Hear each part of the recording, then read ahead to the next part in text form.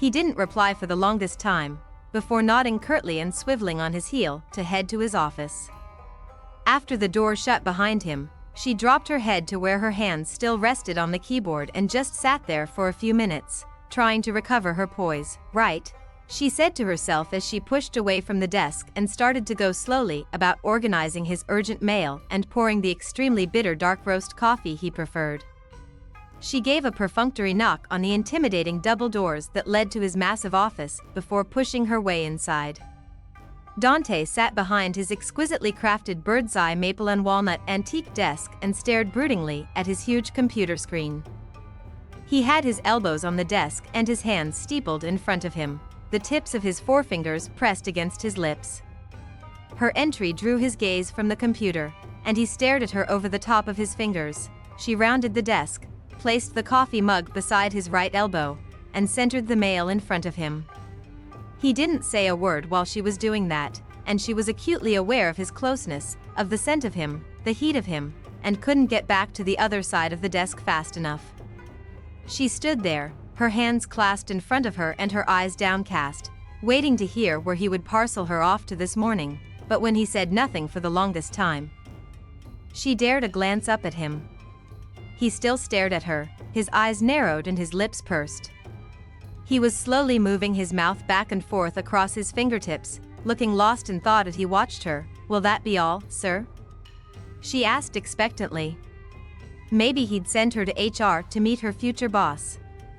It would do her good to apprentice with his current secretary.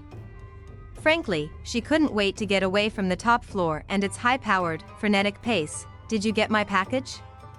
She cleared her throat and shifted restlessly at the unexpected question. "Yes, sir."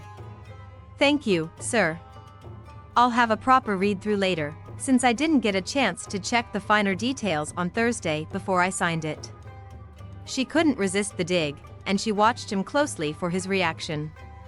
But he revealed nothing, keeping his face completely passive, even while his gaze darkened. "That's not the package I meant," he said after a few minutes of awkward silence. His deep, husky voice sent shock waves reverberating through her body as the words registered, and she felt a blush starting from her breasts and sweeping right up to the top of her head. She clamped her mouth shut and glared at him, refusing to respond to his words.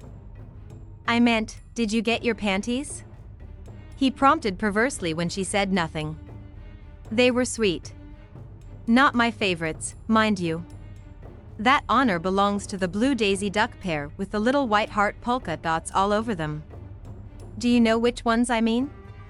Of course she knew which ones he meant. He'd removed them with his teeth that last night in Tokyo. He'd been so absorbed with what was being revealed beneath the underwear that she hadn't for 1 second considered that the design would register with him. "I wish you wouldn't talk like this," she said shakily. "It's inappropriate," he completed. "I know. The problem is that when I'm around you, all thought of appropriate behavior completely flees my mind." "Now why the hell do you suppose that is?"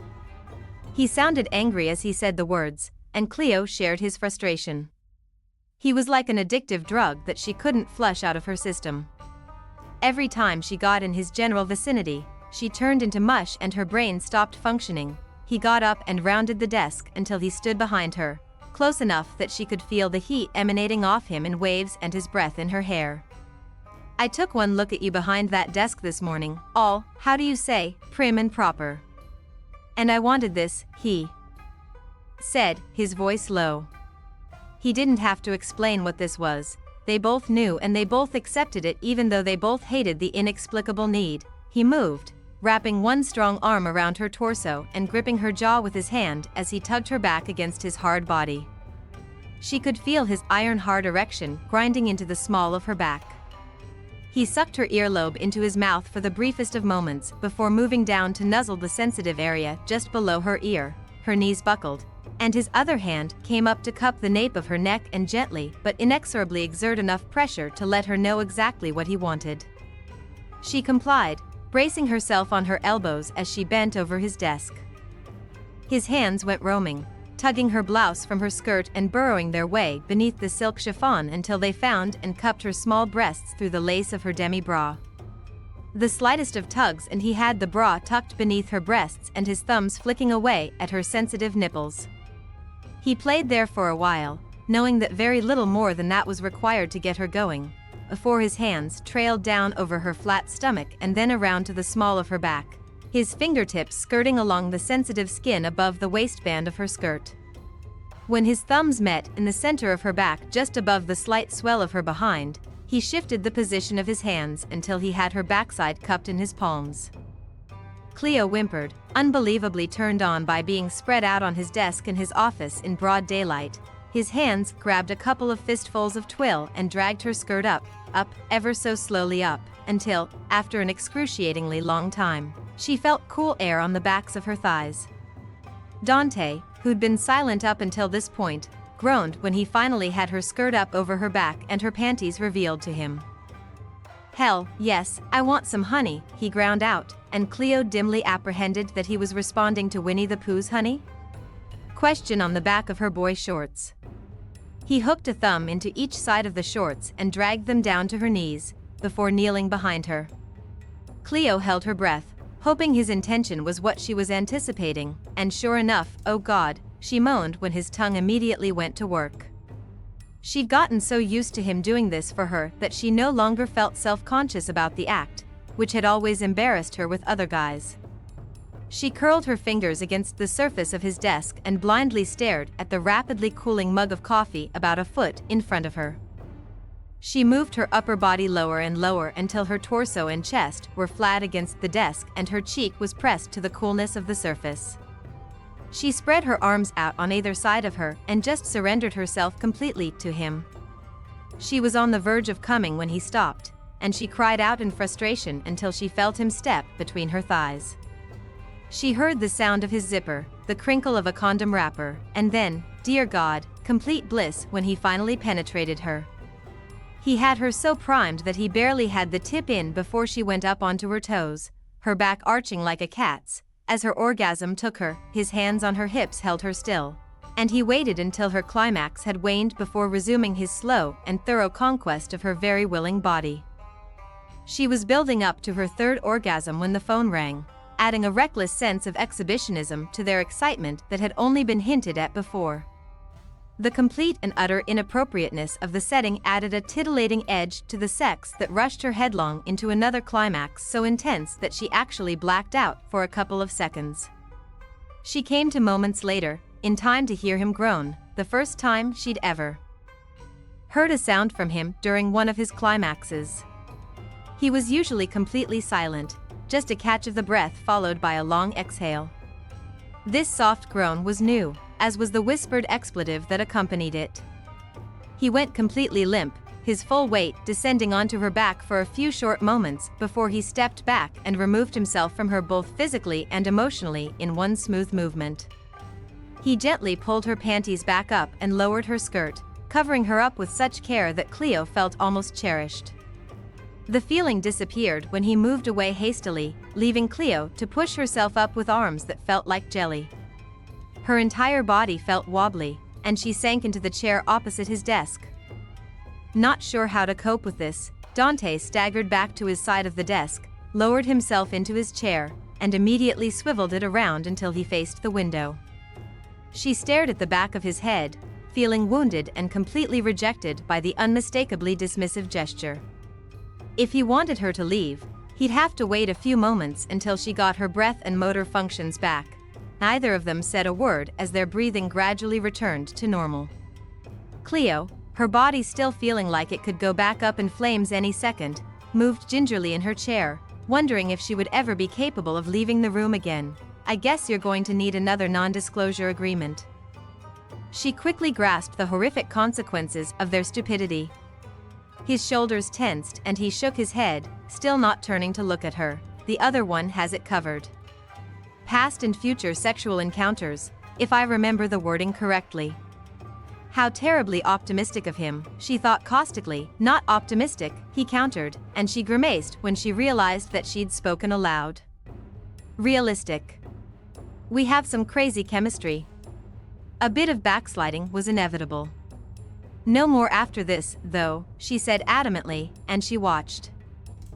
His shoulders rise and fall in a sigh. No. I didn't mean for this to happen.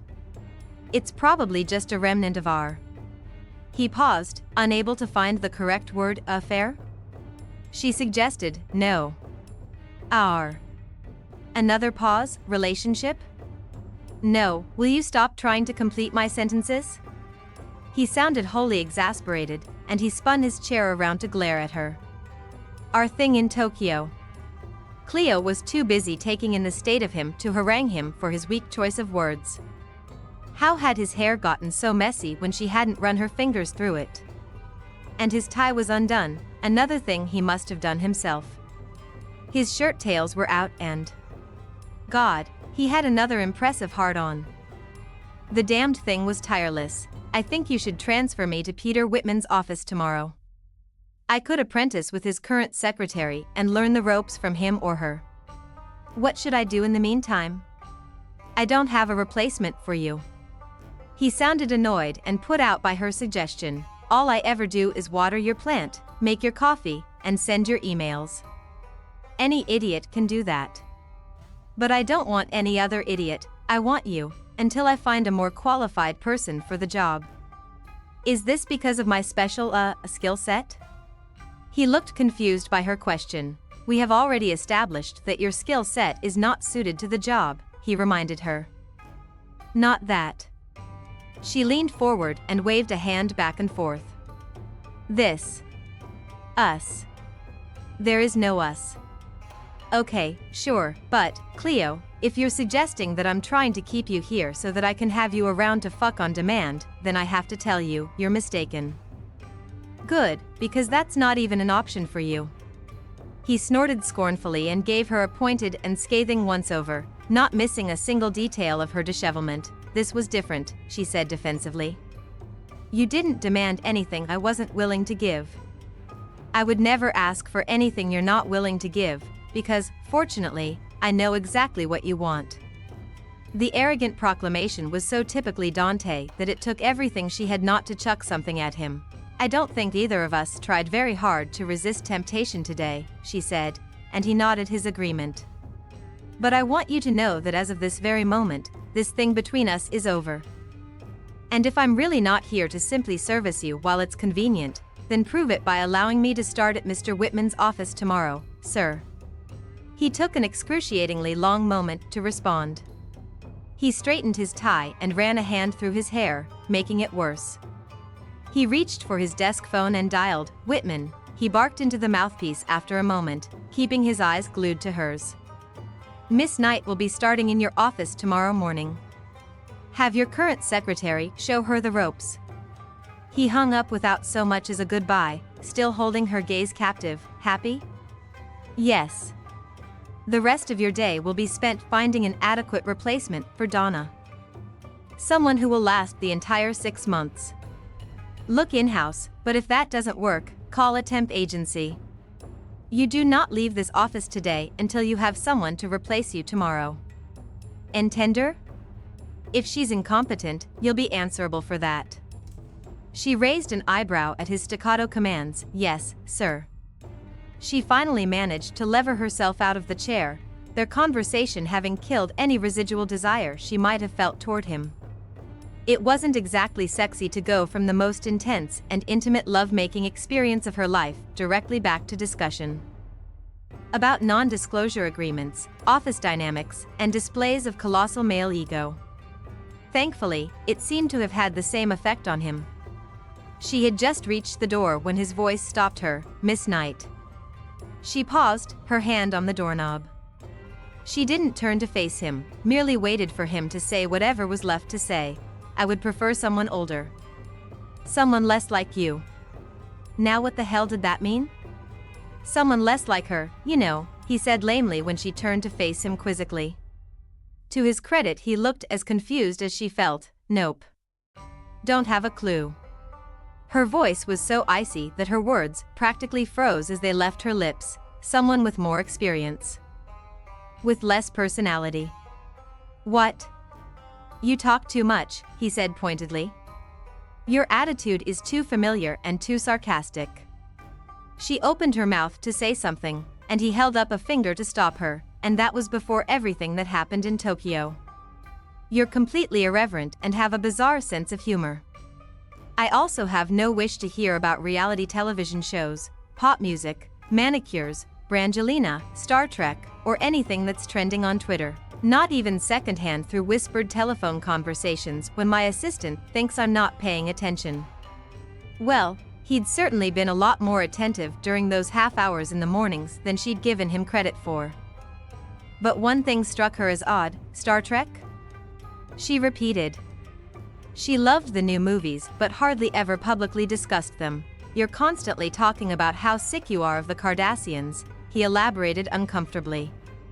Her eyes widened and she stifled a laugh. Different kind of Kardashian, she corrected. It would be hopeless to explain it to a man who clearly had no interest in pop culture, even while every model or actress he was publicly photographed with inserted him into the very scene he was so scornful of. Quite frankly, she was impressed that he even knew about the Kardashians in Star Trek, which attested to a level of geekdom that she would never have suspected of him. So you're looking for the anti-me? It shouldn't be so hard to find the complete opposite of you. You are quite. His brow lowered as he tried to find the correct word. Singular. Thank you, she said, ridiculously flattered until a closer glance at his straight face told her that it hadn't been a compliment. Her fledgling smile died, and she once again, as she often did in his presence, fought the urge to roll her eyes. Okay, so you're looking for an old, boring, and competent assistant, she itemized, and his lips thinned but he said nothing. I'll get on that right away. Sir. The hot sex of earlier was all but forgotten beneath the surge of dislike and irritation she currently felt. She was determined to find him the best assistant she could because she would be perfectly happy never to see him again. Dante watched her leave, waiting for the door to swing shut behind that tight little ass before throwing his head back against the chair and groaning. What the hell had he been thinking? Fucking her in the office was completely unacceptable and, for him, completely unprecedented. He had been so cool and collected when she'd walked into his office that morning, but all the excruciatingly polite sirs had started to annoy him, and then when she'd brought his coffee and mail around the desk. She'd smelled fantastic. Her shampoo, soap, perfume, and her unique musk had combined into an irresistible cocktail designed to lead a man straight into temptation. Added to that, her skirt clung to her every curve, and that soft blouse draped over the barely there mounds of her breasts. He had gone from zero to rock hard in less than 30 seconds. Impulse control had gone straight out the window, and he had bent her over his desk and had lost complete control right there in a place that should have been sacrosanct. No personal complications had ever dared intrude in here before. Now he would never again look at his desk without picturing her bent over it, legs spread, skirt up over her back and adorable little panties down around her knees. He groaned again and stared down at his ridiculously keen cock, which once again stood at attention, begging for more. Never going to happen again, he said out loud. Asking her to find an assistant by the end of the day was nearly an impossible request, considering his exacting standards. But really anybody would be better than Cleo right now. He just didn't trust his ability to stick to his resolve not to touch her again if she was working in close proximity to him. He knew this weakness was only because he hadn't gotten her out of his system yet, and they should probably allow this thing to run its course between them, but he also knew that if he went cold turkey, it wouldn't take long to forget about her. She wasn't irresistible, just the flavor du jour, so to speak. She was there, he was horny, and they were good together when they weren't forced to make conversation, but it was over now. Time to move on. Cleo found Dante's old, boring, and competent new executive assistant with time to spare that day. Mrs. Clark was a kind middle-aged woman with a sharp intellect and frighteningly exacting standards. Cleo unashamedly lured her to the dark side from her nice, safe position as personal assistant to the accounts manager with the promise of a flattering introduction to the middle-aged and supposed lifelong bachelor Mr. Peter Whitman, to whom, it seemed, the widowed Mrs. Clark had taken a shine. After that it had just been a matter of stepping back and watching Mrs. Clark do her thing. The woman very quickly arranged a competent replacement. to fill her own position for the next 6 months, managed her own immediate superior beautifully. The man seemed a little frightened of her, to be honest, and then all that was left was introducing her to Dante. Dante, however, proved to be frustratingly elusive for the rest of the day. He had left the office soon after their ill-advised little liaison that morning and hadn't returned. His phone kept going to voicemail, and he wasn't responding to any of his messages. By the end of the day, she shrugged, leaving him a succinct memo detailing the pertinent facts regarding Mrs. Clark's temporary transfer from accounts to his office. A quick glance around confirmed that she hadn't forgotten anything. And with not even a twinge of regret, she powered down her computer, gathered up her things, and left. Chapter 5. Dante, my man, you've been scarce. I figured you were probably busy after your trip to Tokyo last month. Dante grimaced, keeping the phone pinned to his ear and grateful that his longtime friend couldn't see the guilt on his face. Being busy had nothing to do with the reason Dante had been scarce. Lucius, great to hear your voice. I've been thinking about you. Not a lie. He had been thinking of the man, wondering if Cleo had let anything slip about what had happened between them. In truth, he'd been a little reluctant to call his friend because he'd feared that the other man's reception would be cool or hostile. And that would have been disappointing.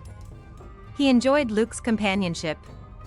He didn't have many other friends to do guy things with, and even though he and Luke came from completely disparate backgrounds, they'd become fast friends. While they rarely saw each other these days, Dante still valued the friendship they'd forged in college when Dante had been new to the country. Most of the other so-called new friends he'd made in that first year had started hitting him up for loans, making him pay for drinks and food almost. Immediately upon discovering that his family was one of the wealthiest old families in Spain, and if not for Luke's undemanding, steady friendship, Dante would probably have become a complete recluse. Yeah? Have you been thinking about that beer you owe me? Luke asked, his voice alive with humor. Dante's brow lowered. Beer? Rugby match, 2 months ago? Luke prompted, you're actually serious? I know nothing about rugby. I never stood a chance of winning that bet, and you knew it, Dante protested, grinning like a kid. He was just so damned relieved everything seemed normal with Luke, and if Cleo kept her end of their agreement, it would remain that way. Easy pickings, Luke agreed smugly. But you should never have taken me up on it. Look, come over for dinner tonight, and we can watch the La Liga game afterward. Barcelona versus Real Madrid. You bring the beer. Blue doing the cooking? The woman was a fantastic cook, yep. Then it's a deal. Football, food, beer, and a good friend with whom to enjoy it all. Dante couldn't think of a better way to spend the evening. So, do you enjoy life in the HR department? Blue asked Cleo, efficiently chopping up onions and peppers. It's only been a month, but I'm finding it quite rewarding. I'm learning a lot. Cleo sat at the ancient kitchen table as she watched her brother's fiancée slice and dice her way through the dinner preparations. Blue was incredibly efficient at cooking. She was efficient at a lot of things, but Cleo, who was useless at cooking, particularly envied the other woman's prowess in the kitchen. She had popped into the ramshackle, sprawling old Knight family home in Hout Bay after work, hoping to score an invitation to dinner. She'd been feeling a bit under the weather lately and hoped that some of Blue's good home cooking would help her feel better.